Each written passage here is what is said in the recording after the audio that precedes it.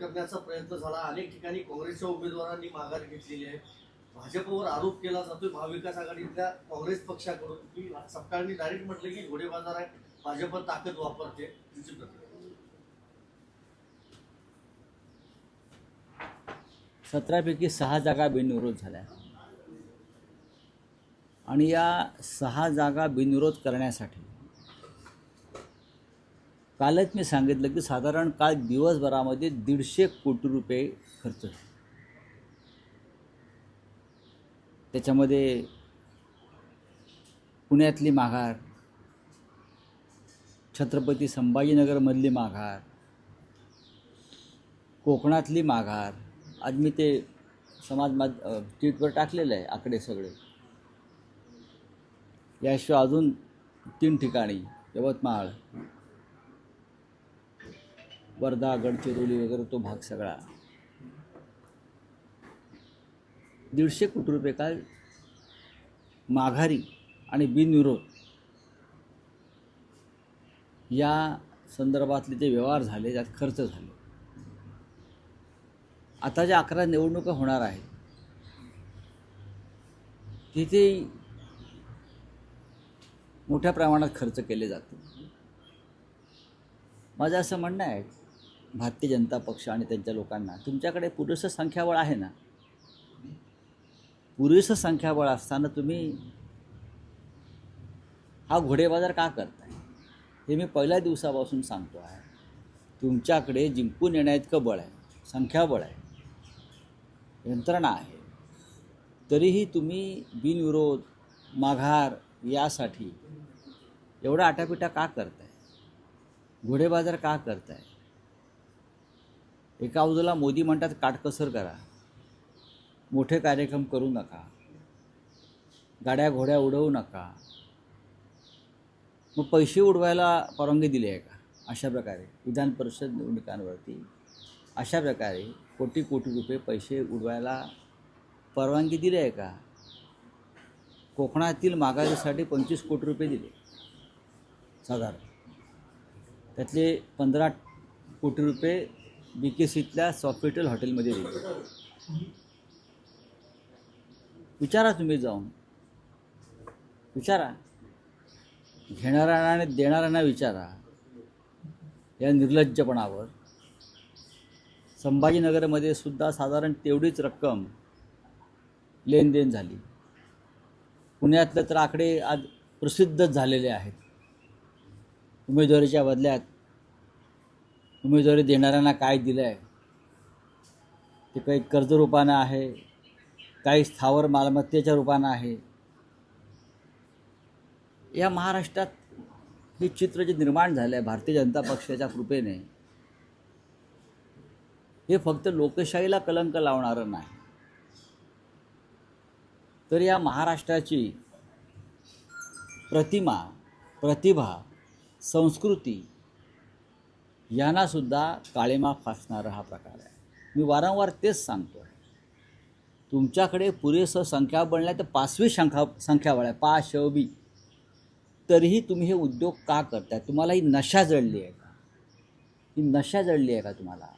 पैसे उडवायचे आहेत, पैसे माणसं विकत घ्यायचीच आहेत. लोक पाहत आहेत आणि आता झुरळं पण रस्त्यावरती उतरायला लागले. लक्षात घ्या, तुम्हाला याचं उत्तर द्यावं लागेल. राऊतसाहेब, तुम्ही सुरुवातीपासून म्हणत होतात की संख्याबळ नाही, ही निवडणूक लढता कामा नये, पण महाविकास आघाडीच्या बैठका झाल्या, अनेक उमेदवारांनी आग्रह केले आणि तरीही निवडणूक लढली गेली. तर या उमेदवारांनी व्यक्तिगत स्वार्थापोटी पक्ष नेतृत्वाचा विश्वासघात केला, व्यक्तिगत स्वार्थापोटी आणि पक्ष नेतृत्वाला अंधारात ठेवून या माघार घेतलेल्या आहेत. उमेदवारी घेताना तुम्ही पक्ष नेतृत्वाकडे आलात. मला तर आश्चर्य वाटतं, कोकणातले एक उमेदवार आमचे पूर्वीचे संघ परिवारातले, म्हणजे नीतिमान, नैतिकता वगैरे, मातोश्रीवरती येऊन बाळासाहेब ठाकरे यांच्या तसबिरीच्या साक्षीनं नॉमिनेशन का उमेदवारी अर्ज घेतात. तिथून ते सिद्धिविनायक मंदिरात जातात, सिद्धिविनायकाच्या पायाशी तो उमेदवारी अर्ज ठेवतात. सिद्धिविनायकाचे आशीर्वाद घेतात, कपाळाला सिद्धिविनायकाचा शेंदूर लावतात, काय ते लावतात, प्रसाद घेतात, पिळा लावतात, हिंदुत्ववादी ना, आणि कोकणात जाऊन हिंदुत्वाचा पूच लावतात. सगळे हिंदुत्ववादी एकत्र आले गद्दारीसाठी. फोटो पहा मी टाकला आहे. म्हणजे स्वतःला हिंदुत्ववादी समजणारे सगळे सो कॉल्ड हिंदुत्ववादी बेईमानी करण्यासाठी एकत्र आले. कोणत्या वेदपुराणामध्ये अशा प्रकारे बेईमानीला स्थान दिलं आहे? कोणत्या उपनिषदांमध्ये अशा प्रकारे गद्दारीला स्थान दिलं आहे? पण ते दुबळे होते मग उमेदवार. पण ते असं म्हणतात नाही, उमेदवार चोर होते, हे माझं काय म्हणणं आहे. पण ते असं म्हणतात की मी उद्धव ठाकरेंशी संपर्क करत अजिबात नाही. त्यांनी असं म्हटलं की माझी नाही. हकालपट्टी माझ्याशी न चर्चा करता मग काय हक्क- विनायक राऊत हे भाट आहेत असं देखील ते म्हणतात. मला माहीत नाही त्याविषयी कोण भाट आहेत किंवा काय ते. जर तुम्ही माननीय उद्धवजींकडून उमेदवारी अर्ज घेऊन गेलात, तुम्ही लढताय म्हणून, तुमच्यासाठी आम्ही शेतकरी कामगार पक्षाशी सतत चर्चा करत राहिलो की त्यांच्या उमेदवारांनी माघार घ्यावी म्हणून. 12:30 वाजेपर्यंत ते उमेदवार माझ्याशी बोलत होते शिका पक्षाच्या उमेदवारांच्या माघारी संदर्भात. आणि तुम्ही साधारण 1 वाजता भाजपच्या एका मंत्र्याबरोबर कोकणातल्या जाऊन माघार घेता. याच्याबाबत तुम्ही आत्मचिंतन केलं पाहिजे स्वतः. त्यांनी आपलं काय चुकलं आहे. इतरांवरती आरोप करून काय होणार नाही. मुळात मी ह्या संपूर्ण प्रक्रियेमध्ये नाही पहिल्या दिवसापासून, आपल्याला माहिती आहे. तरीही कोकणातल्या जागेसाठी कोणीतरी जिद्दीने लढण्याचा प्रयत्न करतो आहे, म्हणून मी त्यात शेवटच्या 2 दिवसामध्ये मी त्याच्यामध्ये थोडा सहभागी झालो की त्यांना मदत व्हावी.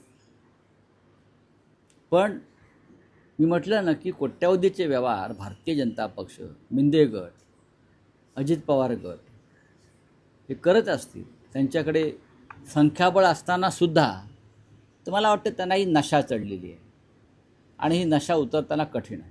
नाही, पण त्यांची हकालपट्टी म्हणजे डोणगावकर आणि बाळमाने यांची हकालपट्टी करून त्यांचा मार्ग अधिक सोपा केला नाही, ठीक आहे, बघा की अशी घाण नको. राजकीय नाही, वाटचाल अधिक सोपी झाली. मग आमच्याकडे असून तरी काय उपयोग आहे आमच्या वाटचालीला? तुम्हाला साधी कर्टसी नाही आहे, कृतज्ञता नाही आहे. मागे घेण्यासंदर्भात पक्ष नेतृत्वाशी चर्चा करावी. शेवटच्या मिनिटापर्यंत आम्ही तुमच्यासाठी प्रयत्न करत होतो, हे चुकीचं आहे. त्यांनाही माहिती आहे त्यांनी अपराध केलेला आहे. नाही, पण निष्ठावंत उमेदवार मिळाले नाहीत का महाविकास आघाडीला? इतक्या मोठ्या प्रमाणात जर माघार घेतली जात असते तर आता एकनाथ शिंदे निष्ठावंत नव्हते का? एकनाथ शिंदे, दादा भुसे, नारायण राणे, छगन भुजबळ, किंवा तिकडे दिलीप वळसे पाटील, हसन मुश्रीफ, हे सगळे निष्ठावंतच होते हो. काय निष्ठेची किंमत? त्यामुळे राऊतसाहेब, महाविकास आघाडीच्या बैठका व्हायच्या, जवळपास 2-2, 2.5 तास चर्चा व्हायची. मी त्यात नव्हतो. नाही, तुम्ही नव्हता. ते निरर्थक होतं असं माझं काय म्हणणं आहे.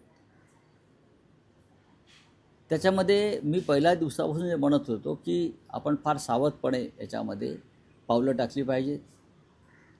खरोखर लढणारे लोक आहेत, त्यांना तावून सुलाखून वाजवून त्यांना उमेदवारी दिला पाहिजेत.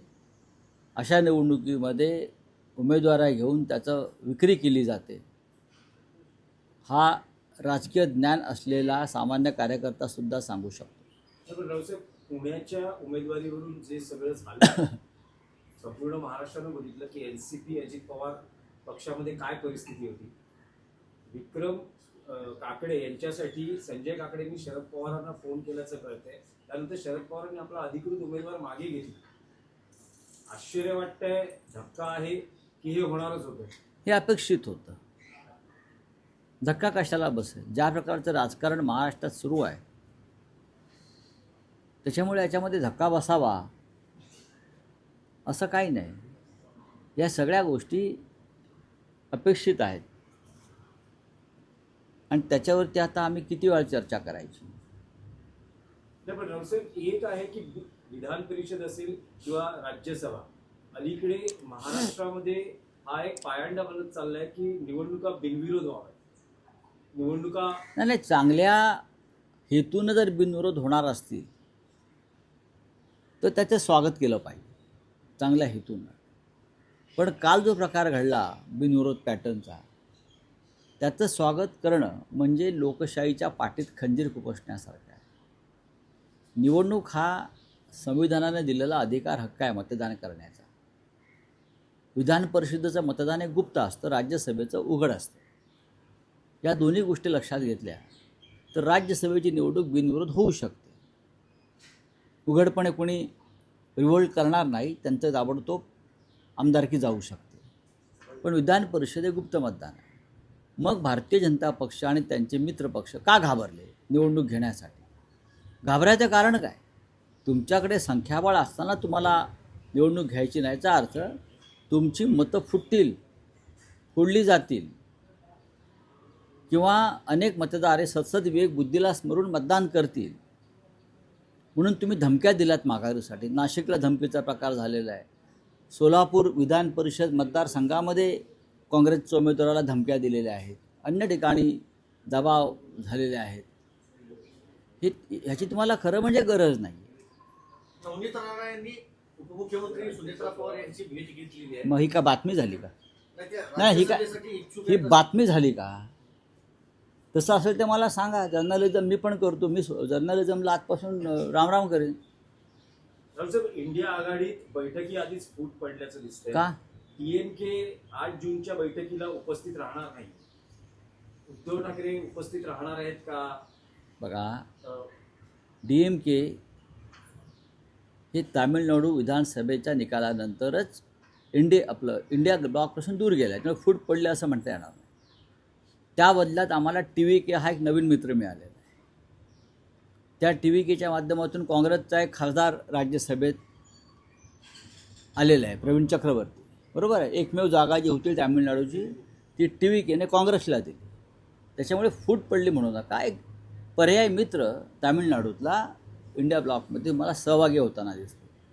हां, आता 8 तारखेच्या बैठकीला शिवसेनेकडून कोण जाईल याबाबत आता उद्धवजी निर्णय घेतील. नाही, पण तुम्ही म्हणतात की फूट पडली नाही, पण पुढच्या काळात जर काही विधेयक ही संसदेत पुन्हा मंजुरीसाठी आली तर कदाचित DMK वेगळी भूमिका घेऊ नाही, शकते बघा, आणि ज्याचा फटका इंडिया अलायन्सला बसू शकतो. ज्या पद्धतीनं अमित शहा आणि त्यांच्या लोकांनी तृणमूल काँग्रेसची उभी आडवी फूट पाडलेलं आहे, त्यानुसार ते काही करू शकतात.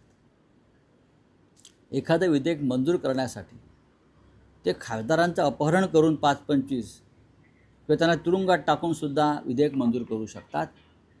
तेवढी त्यांच्यामध्ये आज क्षमता मला दिसते. महाराष्ट्र पॅटर्न जो शिंदेचा एकूण सत्ता स्थापनेचा होता तो आता पूर्ण देशात लोकप्रिय होताना पाहायला मिळतो. आणि भविष्यामध्ये जगात सुद्धा वापरला जाईल.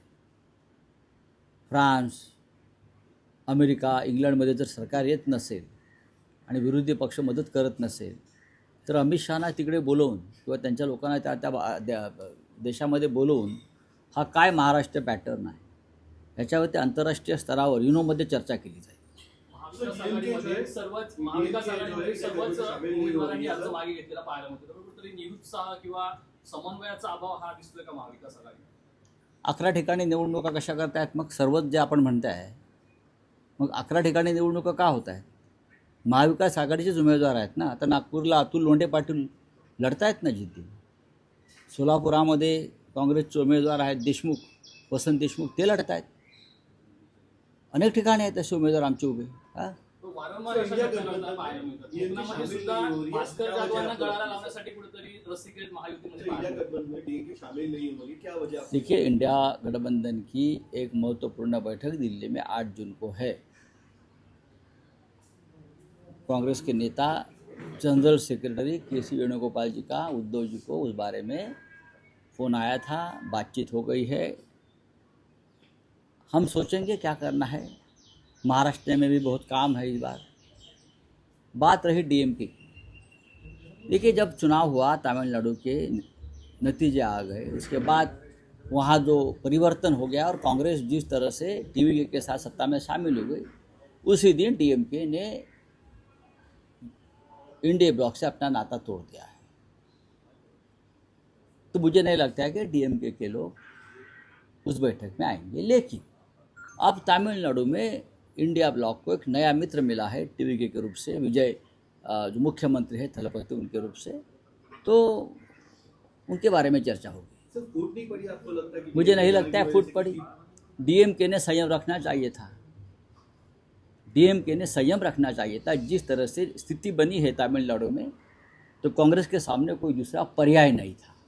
सर सीजेए ने अलग अलग पार्टियों के नेता को बुलाया है, पर लेकिन विदाउट टाइम में बुलाया है। इस तरह आप जाने वाले हो क्या, किस तरीके से? किसने बुलाया है? सीजीए सर, कांग्रेस जनता पार्टी, कॉकरोच जनता पार्टी, उन्होंने बुलाया हुआ है सब पॉलिटिशियंस को। मुझे मालूम नहीं, इस बारे में मेरे पास जानकारी नहीं है। ठीक है, चलो, थैंक यू।